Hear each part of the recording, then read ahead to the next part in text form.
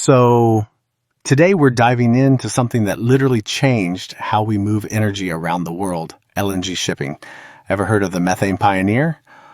Oh, absolutely. That ship was the OG of LNG transport. Back in 1959, it left Louisiana with the first ocean cargo of liquefied natural gas and headed all the way to the UK. Kind of wild when you think about how small it was. Only about 5,000 cubic meters. Right? Compare that to the Q-Max class ships now carrying over 266,000 cubic meters. It's like going from a food truck to a floating skyscraper. And it wasn't even purpose-built. The Methane Pioneer started its life as a World War II cargo ship, then got converted in 1958 for LNG.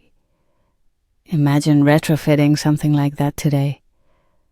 Yeah, and what's cool is how this whole concept started with a barge, the Methane, that tried to haul LNG up the Mississippi to Chicago for food processing. But the FDA said, nope, not near the food. That setback didn't stop them, though. Continental Oil kept going and eventually aligned with British Gas, and boom, first transatlantic LNG voyage.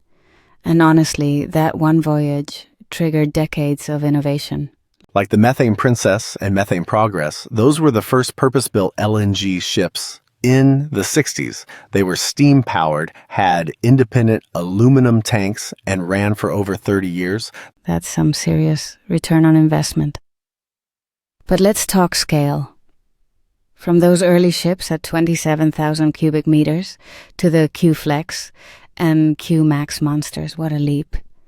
And it's not just size. The tech improved like crazy. Twin engines, reliquefaction systems to cut down on boil-off loss, diesel-electric propulsion, pretty futuristic stuff. Speaking of which, the shift from steam turbines to dual-fuel diesel-electric systems is pretty major. Those newer engines burn less fuel and emit way less. Plus, they can switch between gas and liquid fuel.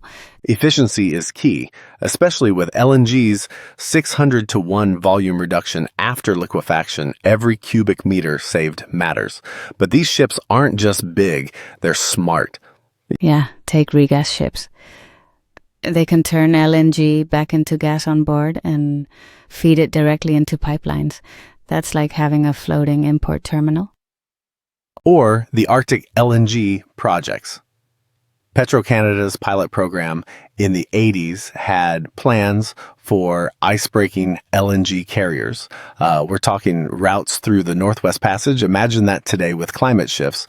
And don't forget Kenai started exporting LNG to Japan in 1969.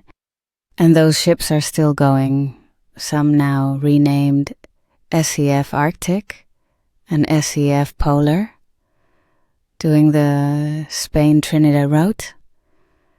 Legends of the sea, honestly. It's wild how many of these ships had multiple lives. Some scrapped, others converted, like El Paso, Colombia, which became an OBO ship after installation failures. Not every project was smooth sailing. But each failure taught something. From structural limits to containment systems, whether it's Mospheres, membrane tanks, or prismatic, freestanding tanks, or it's all evolved. Exactly. And let's be real, LNG isn't going anywhere.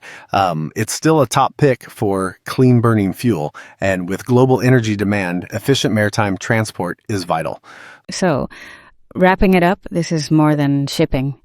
It's innovation, adaptation, and some gutsy moves across decades. From a small barge on the Mississippi to supertankers leaving Korea, it's one heck of a journey. Totally.